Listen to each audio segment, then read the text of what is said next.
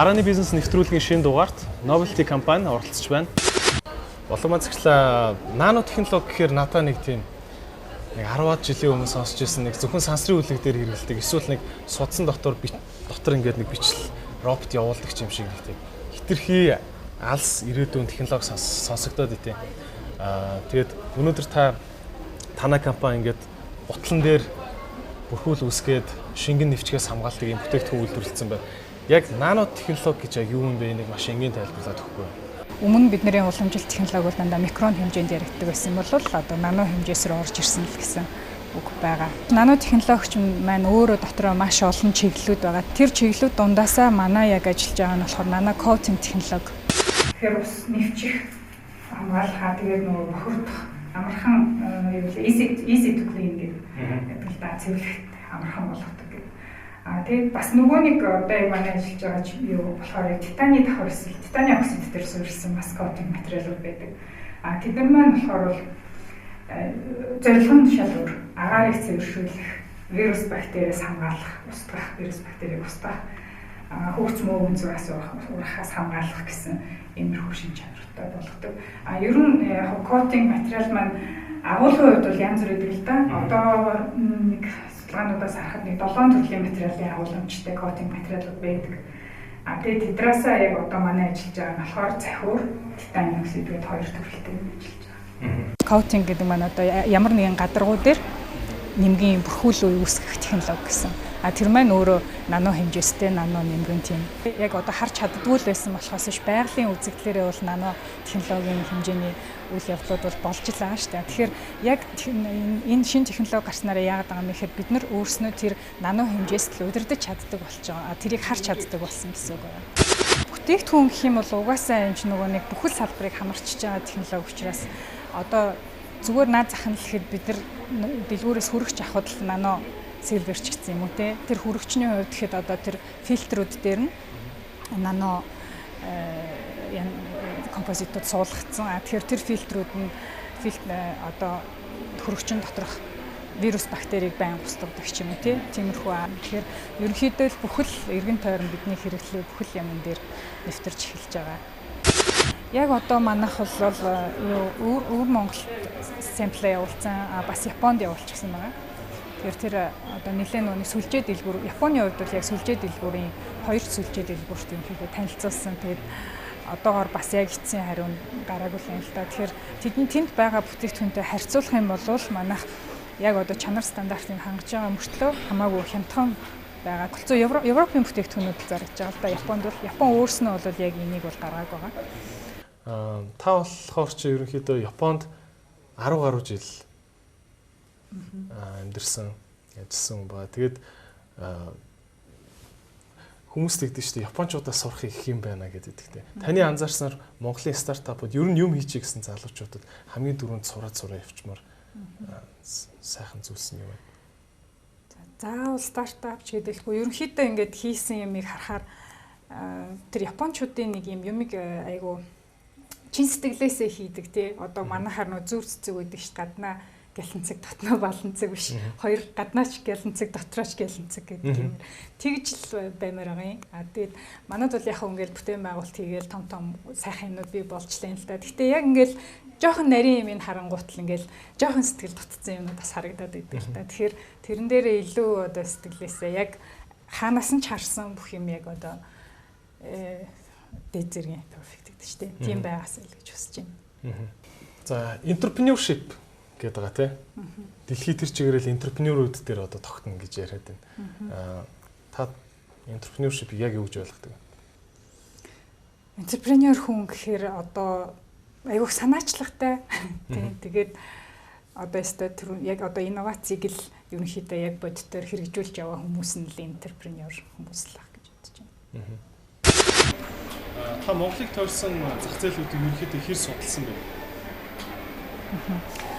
Нэлээд судалсан. Орос ч гэсэн яг ялангуяа одоо манайхтай хийсэн наагур те одоо Бурят тэрүүгээр ч гэсэн бас мэдгэдэггүй байгаа юм байдаг гэсэн. Тэгээд өвөр Монгол бас нөгөө нэг Silk Road гэдэг юу болсон. үзэсгэлэн гэсэн шүү дээ. Тэрэнд бас оролцож байхад бол ерөөсөө ямар ч анх удаа л харж ирсэн хүмүүс юм. Бас л одоо зах зээлд нь нэвтрүүлэх хүмүүст хэрэглээг зөв ойлгуулах хэрэгтэй юм гэдэг. Тэр талаас нь нэлээд сайн ойлгуулчих юм бол ерөнхийдөө зах зээл том байгаа. Манай болохоор яг Германаас захиураа аваад тэгээд тэр тухайн компаниас нөгөө лицензийн гэрээтэй тэгээд тэдний технологийн дагуу энэ гаргадаг. Тэгээ энэ бид нар мэдээж нөгөө нэг мэргэжлийн хяналтын лаборатори нийгмийн эрүүл мэндийн хүрээлэн гэх бүхэл шаардлагатай бүхэл шинжилгээ одоо байгаль орчны яамны нарийвчилсан үнэлгээ ерөнхий үнэлгээ гэлтэй бүхэл шалгалтуудыг бол бас яасан л байна. Шинжилгээ хийлгэсэн байна. Тийм ер нь бол гэхдээ нөгөө яг Германд болохоор юуны эко паспорттай. Тэгээ эко паспортыг авахын тулд маш нөгөө судалгааны нарийн шинжилгээнүүдийг өгч том хүрээлэн тэгжээж хуулийнхаа дагуу зөвшөөрсөн юу одоо бүх шалгууруудыг биелүүлж тэр эко паспорт гэдгийг авдаг. Тэгэхээр яг энэ манай энэ бүтээгдэхүүн болохоор эко паспорттай. Өвөр Монголын их сургуулиар ороход бүр атаарч байгаа юм чинь. Амар өндөр үзүүлэлттэй амар гой зүгээр л микроскоп гэхэд л ингээл 5-6-аар нэгнүүлээ тавьсан. Байшин барилга нь яасан ч гоё кампус юм. Тэгэхээр амар их атаархсан тийм. Риск тейкер гэдэг байгаа тийм. Олон ингээл амжилттай тэр бомбтнууд энэ ч юм уу яриаг сонсоход дэгдэн шүү дээ. Чи нэг риск үүрдэг байх хэвээр, эрсдэл авдаг байх хэвээр гэдэг. Таны хувьд эрсдлийн талаар ямар хуу байдалтай байдаг вэ? Эрсдлийг яаж хүлээж авдаг вэ? За яг би болохоор энэ дээр бас өмнө нь бас тийм асуужсэн юм байна. Тэгээд миний бодол болохоор яг одоо миний хийж байгаа бизнес бол скул юу ч болохгүй, скул амар болно. Ийм нэг завсрын дунд бонд юм бол байхгүй. Ер нь авал явна. Тийм эрсдэлтэй юм бас тэр нэг миний хувийн зан чанар байдаг баха. Жишээ нь би шүхрээр өсрөх дуртай тий. Хүмүүсийн айдаг одоо айдаг энэ бас ерөнхийдөө дуртай байдаг. Тэр чанар бас нөлөөлдөг. Амархан хөвгдөг. Мэдээж гарааны бизнес дөнгөж эхэлж байхад ингээл бүтээгдэхүүн яг болохгүй ч юм уу те. Эсвэл хүндээ хангалттай хүрч чадахгүй, хүмүүс ойлгохгүй юм байдаг. Танд шүүмжлүүд их ирдгүү, таны урам хэр амархан хуурдаг вэ? Шүүмжлүүд одоо эхнээсээ ирж л байгаа тийм. Тэгээд урам мэдээж хугарах үе байна. Гэхдээ тэгэл нэгэнт эхэлсэн юм чинь буцах зам байхгүй. Тэгэл цаашаа үргэлжлээд явах хэрэгтэй тийм. Тэгээд яг би өөрөө хүүхнийхээ хувьд бас гайгүй л очсон. Яг манай ажиллаж байгаа хүүхдүүд бол бүр айгүй хэцүү байдаг. Хүмүүсийн тэр урам хуглах гэдэг тийм. Яагаад болохгүй вэ? Яг ямар материал дээр болохгүй вэ гэдэг нэг чухал байгаа байхгүй тий. Тэгэхээр одоогоор нэг 7-8 тийм гомдол ирсэн л тий. Тэр ирээд тэр хүмүүсээс яг юун дээр болохгүй байсан гэдгийг одоо аваад одоо гутлуул тэр гутлыг авчираад тэрэн дээр нь одоо харьцуулаад яг ямар төрөл дээр нь илүү болохгүй юм манах гэл тэрэн дээрээ бас дахиад цаашаа судалгаа тэрэн дээр нь илүү тохирсон гарах ч юм уу тийм байдлаар л ажиллаж. Бас нэг онцлог нь болохоор манах судалгаан дээр нөгөө нэг яг зөвлөх эрдэмтэн байдаг л да. Тэгээд тэр хүний доор болохоор яг Шинэ Монгол технологийн дэд сургуулийн оюутнууд ажилладаг, магистр оюутнууд. Тэгэхээр тэд нэр өөрснийхөө одоо яг судалгааны чиглэл болгоод энэ дээр ажиллаад тэгээд энэ одоо патент гарах юм бол тухайн оюутны зохиогч нь тухайн оюутан болоод авчтээ. Тэгээд тэр бүтээгдэхүүн маань яг зах зээл гараад ингээ яваад ирэхээр тухайн одоо нэг борлуулалт юунда угаасаа хувь эзэмшээ явуулчихна гэсэн үг. Эмэгтэйчүүд маш идэвхтэй байна. Гэхдээ бас ингээд нэг тесрэлттэй гараад ирэх хүмүүс нь нэлээд хуурай юм шиг харагдсан. Танд одоо яг эмэгтэйчүүд маань эмэгтэйчүүд яг ингээ явал бизнес тесрэх гээд байна гэмээр энэ жор байгаа юм. Жор эсвэл зөвлөмж ч юм уу. Хүрхчээ гэсэн үг. Гэхдээ миний харж байгаагаар бол харин ч одоо айгүй идэвхтэй болоод байгаа. Гадаад сурж байгаад ирсэн хүмүүс ялангуяа одоо нөгөө юм үзчнүүд тайлна гэдэг шигтэй ийм байж болох юм байна гэсэн илүү харах одоо хүрээ их байгаа учраас тийм санаанууд илүү төрж байгаа хэл та. Тэгэхээр тийм зөрөгтэй тэгээд залуу охтууд эмэгтэйчүүд олон болоод байгаа юм шиг л харагдаж байна. Том зах зээл рүү ороод нэг гэдэг чинь 2-3% эзэлжсэнээс маш төрөлцсөн зах зээл дээр илт илүү технологитой, илт илүү компани байсан дээрээ гэд тэ. Танд иймэрхүү бодож байгаа тактикууд байгаа юу? Зах зээл эзлэх тал дээр. Тийм мэдээж байгаа. Яг одоо коучингаас гадна дахиад ерөнхийдөө энэ чиглэлүүд зүгээр юм байна гэсэн одоо жишээлбэл курс болон гүний усыг зөвшөөрөх.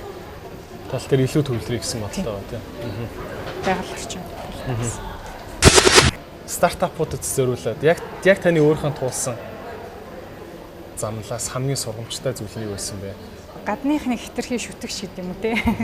Одоо гадаад л бүх юм үнэн байдаг гэсэн тэр бол бас зарим тохиолдолд маш сайн шалгах хэрэгтэй. Тэр яг миний нэг өөр жишээ гэх юм бол анх бүр яг энэ нэг одоо маш олон компаниуд руу ингээл одоо судалгаа хийгээл мэйл хичээл ингээл олон хариу авч ирсэн. Тэгээд нэг Канадын компанитай анх ягаад бүр гэрээ хийсэн. Гэрээ хийгээд уг нь бол тэр өөрийнхөө л хэмжээнд маш сайн судалсан. Тэгтэл тэр компани маань яг эцсүүлдээ үйлдвэрлэгч биш байж таарсан. Одоо зүгээр дамжуулагч байж таарсан. Тэгээд тэрэн дээр бид нар одоо тэр цаад компаниас ч гэсэн айгүй яаруулад одоо яг ингээд гэрээгээ байгуулах юм бол одоо үнийн дүн 50% хямдрлаа гэдэргээл те оны өмнө тийм зарлаа гэдээ бүр айгүй шахаад исэн. Тэгээд яг тэрэн дээр бас нэлээд их мөнгө төлөөд тэгээд эцсийн сүлдээ яг тэгээд гэрээнийхээ дүнд нь одоо материалууд маань ирсэн л дээ. Тэгтээ тэр нэр ямар ч нөө технологийн фидбек байхгүй, альтаасаа зөвлөмж байхгүй, яаж хийдیں, яах юм, ийх юм, ерөөсөө ямар ч мэдээлэл байхгүй. Тэгээд таг болчихж байгаа байхгүй тийм. Дамжуулаад зардаг нөхдүүд байсан. Тийм байж таар. Тэгэхээр компаниуд маш сайн судлах хэрэгтэй гэж л хэлсэн. Тийм. Тэгээд тэдний өөрснийх нь яриагаар бол өөрснөө үйлдвэрлэгч гэж бид нар танилцуулж байгаа байхгүй тийм. Тэгээд бүх юм. Тэгэхээр яг тэгээд гэрээний дараа бүх юмаа дэлгэнэ гэж байгаа байхгүй юу? Гэрээ хийсний дараа бүх технологи бүх юмаа дэлгэнэ. Тэгээ бид нар мөнгөө төлсөн. Тэгтэл тэр зүгээр дамжуулагч яг технологийнхаа талд өөрснөө ч гэсэн тийм сайн мэдээлэл байхгүй тийм компани биш таарсан та Канадын. Тэгэхээр тэр тал дээр нэлээд анхаарах бас хэрэгтэй шүү гэж зөвлөе. Маш үнэтэй зүйл байна. Баярлалаа. Та манай нэвтрүүлгийг үзснээр таач бас өөрийн бизнесийн гараагаа зориглон ихэх гэж бид найдаж байна.